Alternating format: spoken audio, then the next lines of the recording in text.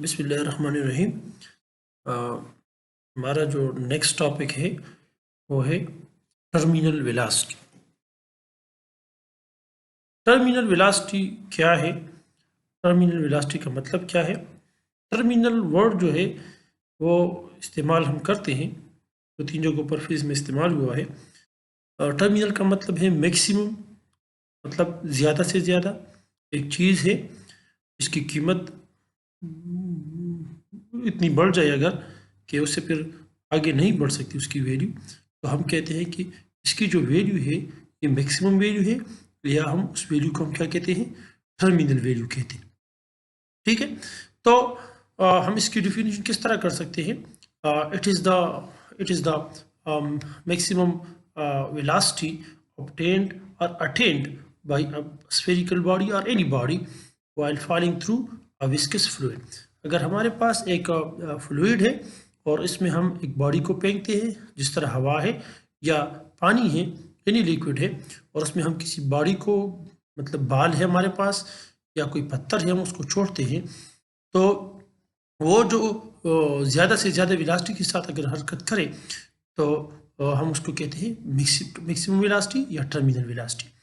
ठीक है, अब टर्मिनल वेलोसिटी कब हासिल होगी, कब किसी बॉडी की वेलोसिटी टर्मिनल वेलोसिटी होगी, ये हम अब डिस्कस करेंगे। अगर हमारे पास एक स्मॉल बाल है जिसका वज़न जो है वो mg है, वेट mg है, m उसका मास है, और अगर हम उसको ऊपर से गिराते हैं, ठीक है, तो स्टार्ट में जब हम गिराते हैं तो उसकी जो इनिशियल वेलोसिटी होती है वो होती है 0। अब अगर आप किसी बॉडी को ऊपर से गिराते हैं तो उसकी इनिशियल वेलोसिटी 0 होगी, और अगर नीचे से उसको फेंकते हैं तो उसकी फाइनल वेलोसिटी फिर क्या होगी? वो 0 होगी। अब चूंकि हम इस बॉडी को ऊपर से क्या करते हैं? गिराते हैं, तो उसकी इनिशियल वेलोसिटी क्या होगी? वो 0 होगी, तो उस पर ड्रैग फोर्स क्या होगा? वो भी 0 होगा, क्योंकि हम स्टोक्स लॉ में हमने पढ़ा है कि जो पिछला टॉपिक था कि drag force depend upon the velocity. अगर वेलोसिटी 0 है तो ड्रैग फोर्स भी 0 है, और अगर वेलोसिटी मैक्सिमम है तो ड्रैग फोर्स भी क्या होगा? फिर मैक्सिमम होगा। तो जब हम इसको गिराते हैं तो स्टार्ट में इस पर ड्रैग फोर्स 0 होता है और उसका कुछ ना कुछ वेट होता है। फॉर एग्जांपल 20 न्यूटन इसका वेट है, तो हम उसको क्या करते हैं? हम उसको छोड़ते हैं। तो स्टार्ट में इसका जो वेट है ये ज़्यादा होगा और ड्रैग फोर्स कम से कम होगा। हो सकता है 0 है अगर स्टार्ट में आप इसको गिरा सकते हैं, या इनिशियल पोजीशन में जब ये हरकत शुरू कर देता है तो उस वहाँ पर इसकी जो इसका जो वेट है वो ड्रैग फोर्स से क्या होगा? वो ज़्यादा होगा। तो इसलिए जब वेट ज़्यादा है, वेट चूंकि हमेशा के लिए डाउनवर्ड होता है, तो ये नीचे की तरफ क्या करेगा? हरकत करेगा, मूवमेंट करेगा, मोशन करेगा, और ये बाल या बॉडी जो है ये क्या करेगी? नीचे की तरफ गिरेगी। ठीक है, तो ये हमारे पास है, इस पर ड्रैग फोर्स हमेशा अपवर्ड होगा और वेट क्या होगा? डाउनवर्ड होगा। अब क्या करते हैं हम कि जब इसको हम छोड़ते हैं तो इसकी जो वेलोसिटी है वो क्या होती है? बढ़ती ही जा रही है, बढ़ती ही जाती है। जब किसी बॉडी को ऊपर से नीचे फेंकते हैं तो उसकी वेलोसिटी क्या होती है? इंक्रीज होती है। तो जब वेलोसिटी इंक्रीज होती है तो क्या होगा? इस पर ड्रैग फोर्स जो है वो भी क्या होगा? वो भी इंक्रीज होगा, वो भी ज़्यादा होता जाएगा। और एक ऐसा पोजीशन आता है फिर हवा में या एक मतलब स्पेस में कि जहाँ पर ड्रैग फोर्स और ये वेट क्या हो जाते हैं? ये बराबर हो जाते हैं। तो ऐसी पोजीशन जहाँ पर वेट और ड्रैग फोर्स दोनों क्या हो जाते हैं? बराबर हो जाते हैं, तो वहाँ पर जो इस पर फिर नेट फोर्स होगा फिर वो 0 होगा, क्योंकि ये दोनों फिर एक दूसरे को क्या करते हैं? कैंसिल करते हैं, क्योंकि जो ड्रैग फोर्स है ये अपवर्ड होगा और वेट क्या होगा? वो डाउनवर्ड होगा। तो क्या होगा कि ये एक दूसरे को कैंसिल करेंगे, और इस बॉडी पर क्या होगा कि इस बॉडी पर जो नेट फोर्स होगा वो फिर 0 होगा। और नेट फोर्स जब 0 है तो वेलोसिटी क्या होगी? वेलोसिटी कांस्टेंट हो जाएगी। वेलोसिटी में जो चेंज आता है वो किस वजह से आता है? वो फोर्स की वजह से आता है, जिसको हम एक्सेलरेशन कहते हैं। अगर फोर्स होगा तो एक्सेलरेशन पैदा होगा और वेलोसिटी चेंज होगी। अब चूंकि यहाँ पर फोर्स नहीं है, फोर्स 0 हो गई, तो हो गया है, तो वेलोसिटी क्या हो जाएगी? वो कांस्टेंट हो जाएगी, वेलोसिटी कांस्टेंट हो जाएगी। और इस वेलोसिटी को हम फिर क्या कहते हैं, टर्मिनल वेलोसिटी। ये हो सकते हैं 30 मीटर पर सेकंड हो सकते हैं 100 मीटर पर सेकंड हो सकते हैं 2 मीटर पर सेकंड हो, लेकिन इस बॉडी की जो वेलोसिटी है वो इससे ज़्यादा नहीं बढ़ेगी। ठीक है, इससे ज़्यादा मजीद इसकी वेलोसिटी नहीं बढ़ेगी और ये उसकी ज़्यादा से ज़्यादा वेलोसिटी होगी। ठीक है, ये तब होगी जब दोनों वेट और ड्रैग फोर्स क्या हो जाता है, ये बराबर हो जाता है। ठीक है, अब आते हैं कि हम इसके लिए इक्वेशन डिराइव करते हैं कि ड्रैग फोर्स ये जो टर्मिनल वेलोसिटी है ये कौन कौन सी चीज़ों पर डिपेंड करता है। ठीक है, a time will reach the drag force become equal to the weight of the falling object, then net force become equal to 0, so there will be no more increase in the velocity of the falling object. It will then moving with the constant maximum speed known as a terminal speed. ये जो मैंने आपको जो बात कही वो मैंने यहाँ पर आपको एक्सप्लेन कर दिया है पहले से। अब मैथमेटिकली चूंकि ड्रैग फोर्स और वेट दोनों क्या है, बराबर हो गए, और ड्रैग फोर्स हमारे पास स्टोक्स लॉ के मुताबिक किस चीज़ के बराबर है, 6 पाई ईटा आर और वी, और एंड दिस इक्वल टू और डब्ल्यू बराबर है एम जी के। यहाँ पर ये वी जो है इसको हमने वी टी का नाम दिया है। वी टी का मतलब है टर्मिनल वेलोसिटी।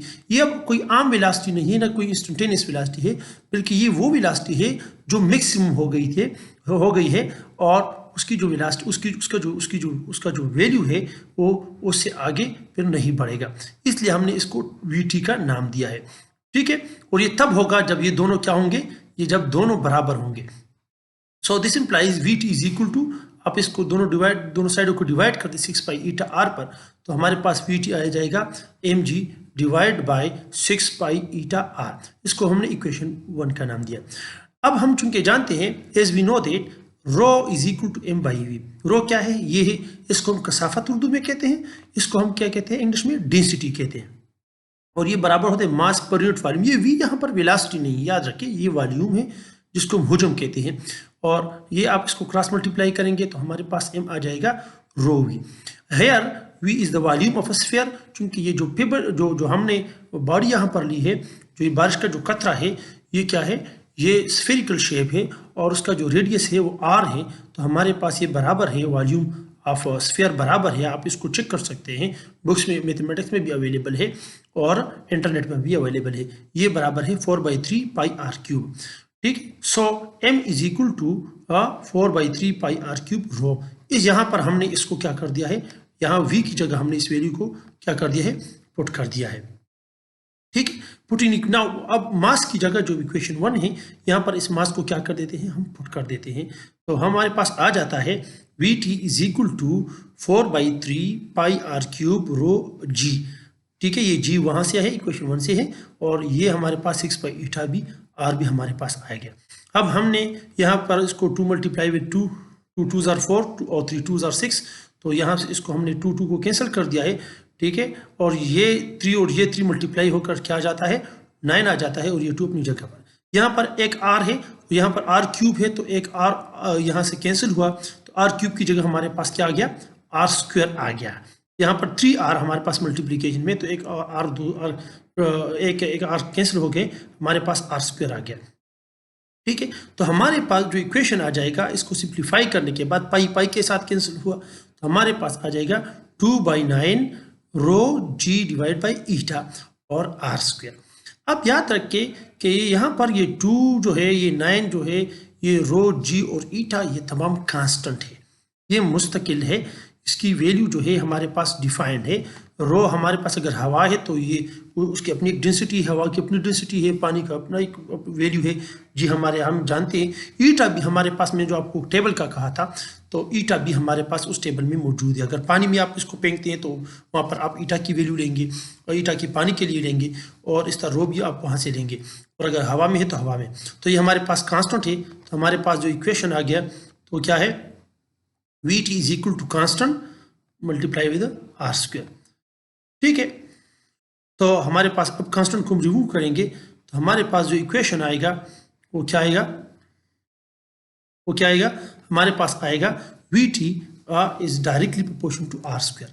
ठीक है, मतलब है कि रेडियस को क्या है, ये जो साइज है उसके स्क्वायर को ये डायरेक्टली बोलने, मतलब आर अगर हम बढ़ाएंगे, साइज बढ़ाएंगे तो टर्मिनल वेलोसिटी क्या होती जाएगी, ये बढ़ती जाएंगी, और हम कम करते जाएंगे तो सो ये depend upon the square of the radius of a body.